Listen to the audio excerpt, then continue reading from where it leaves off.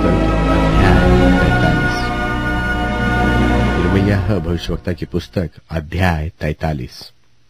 जब यिर्मयाह उनके परमेश्वर यहोवा के सब वचन कह चुका जिनके कहने के लिए उसने उसको उन सब लोगों के पास भेजा था, तब योशायाह के पुत्र अजर्याह और कारेह के पुत्र योहानान और सब अभिमानी पुरुषों ने यिर्मयाह से कहा, तू झूठ बोलता है।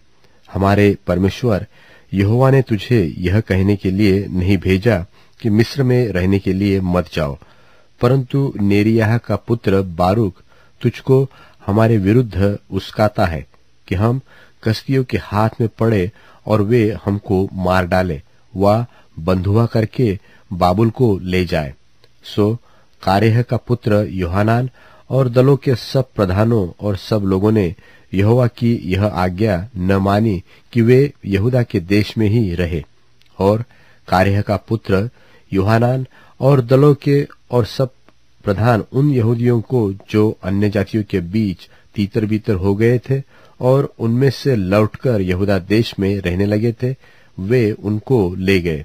पुरुष, स्त्री, बाल बच्चे, राजकुमारियां और जितने प्राणियों को जल्लादों के प्रधान नबूजरदान ने गदल्याह को, जो अहीकाम का पुत्र और शापान का पोता था, सौंप दिया था, उनको और यिर्मयाह भविष्यवक्ता और नेरिय्याह के पुत्र बारूक को भी वे ले गए।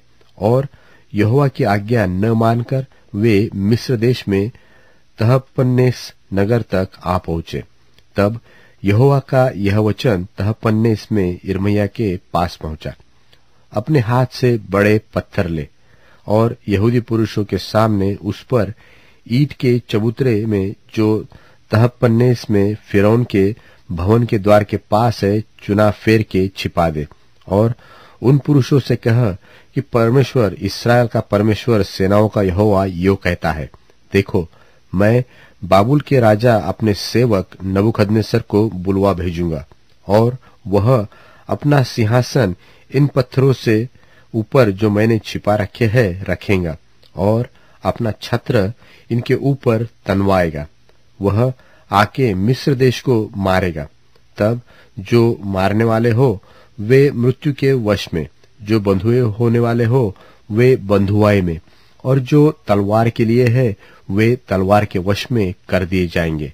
मैं मिस्र के देवालयों में आग लगाऊंगा और वह उन्हें फुकवा देगा और बंधुआई में ले जाएगा।